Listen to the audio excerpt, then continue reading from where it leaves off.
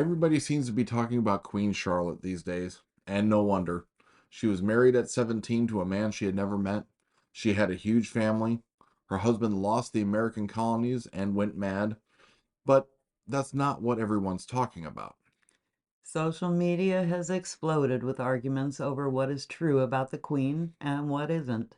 The wildly popular Bridgerton stories present her as Britain's first black queen. But was she? What is the truth about Queen Charlotte? Let's dig into this.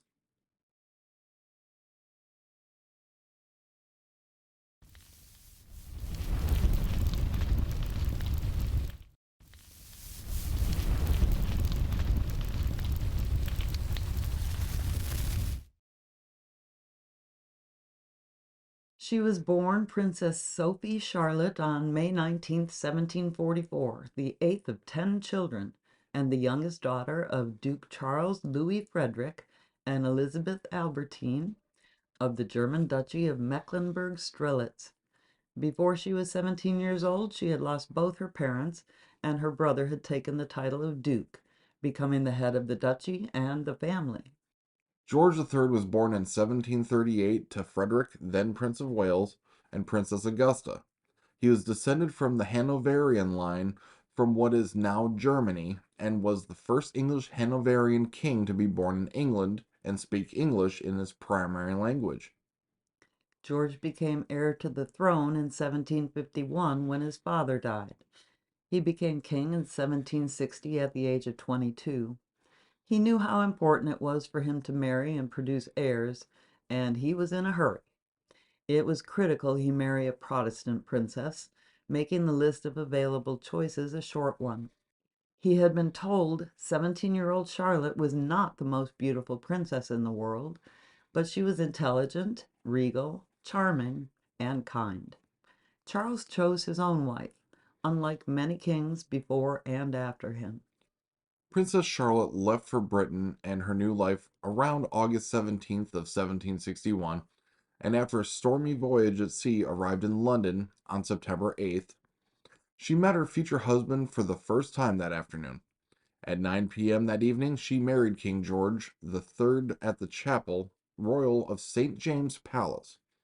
The couple's coronation was held just 2 weeks later. Less than a year after their wedding, their first child, another George, was born on 12 August 1762. A total of 15 children were born to the couple between 1762 and 1783. 13 of them lived to adulthood. Of course, kings and queens were married for political alliances and rarely for love, and this was the case for George and Charlotte. But they were lucky. They had much in common and were devoted to each other. They even stayed in the same room and slept together in the same bed, which was extremely unusual for royalty and shows their close relationship. St. James Palace was their official residence, but the king loved to spend time with his family away from the rigid protocols of court life. Buckingham House, later rebuilt as Buckingham Palace, was where they spent much of their time. Unlike most royal couples, the king and queen enjoyed spending much of their time together. They loved music and would often play together, the king playing the flute and the queen playing the harpsichord. They also spent more time with their children than was customary.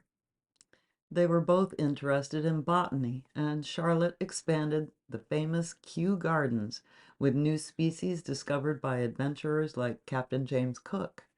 The bird of paradise was given its Latin name in honor of Queen Charlotte. The king was interested in agriculture, loving the outdoors and physical work so much he was called Farmer George, sometimes as a compliment and sometimes to mock him. It was unusual for a king to be interested in such mundane things.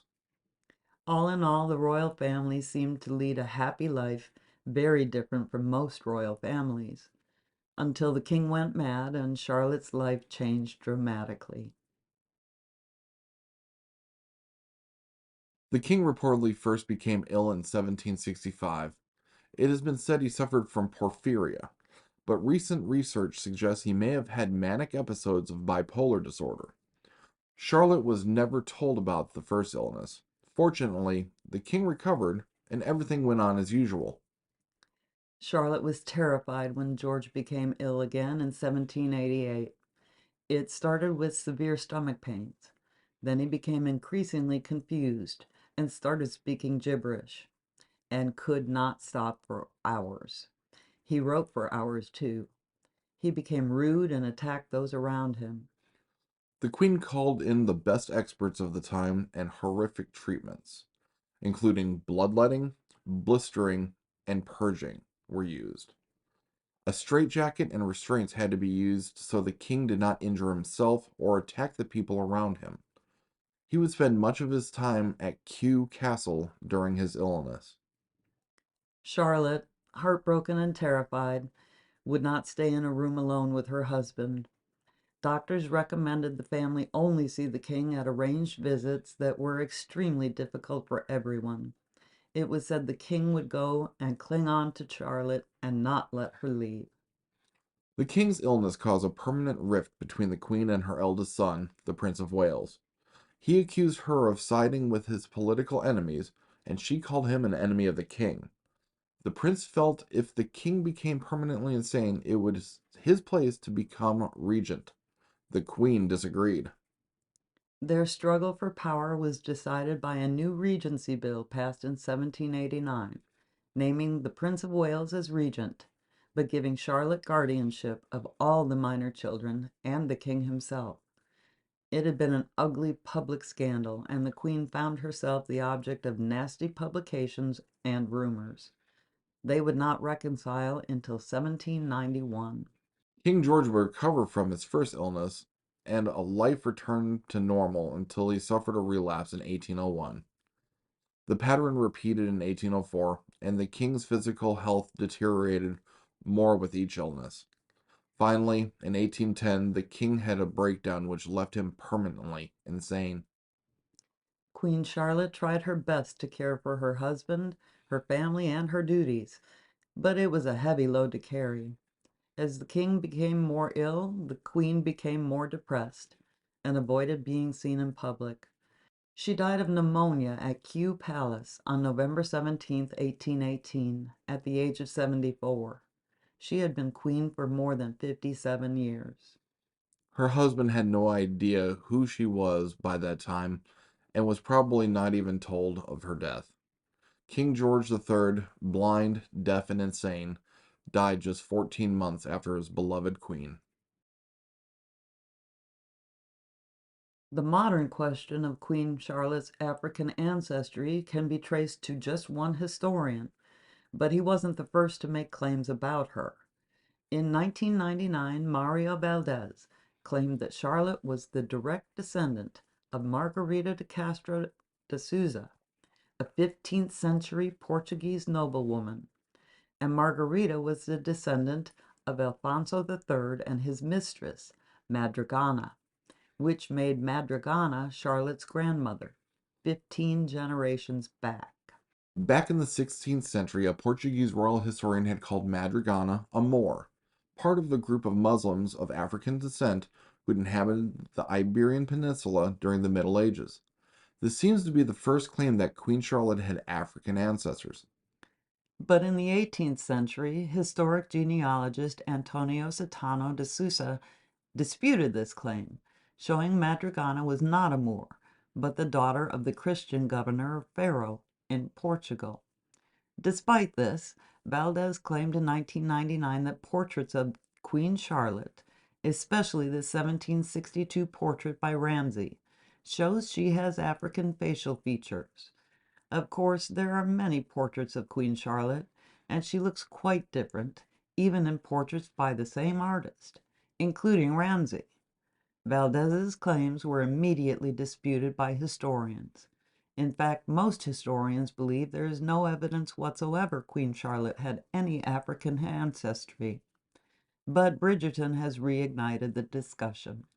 Bridgerton's Queen Charlotte is played quite brilliantly by an actress of color, and social media has gone a bit bonkers with folks on both sides of the ethnicity debate slinging arrows. What seems to be forgotten is that these shows are fantasy, not documentary. Even movies like the fantastic 1994 film The Madness of King George which is a fairly close representation of the real story, use artistic license to move a story forward or save time. Hopefully, movies and shows spark an interest in finding the facts behind the story, because being entertained is wonderful, and fantasy has its place. But history is full of incredible true stories, and the true story of Queen Charlotte is amazing. Thanks for watching. Let us know what you think in the comments. Hey, here's another Dragon Den video you might like. And if you like this video, don't forget to hit that thumbs up button.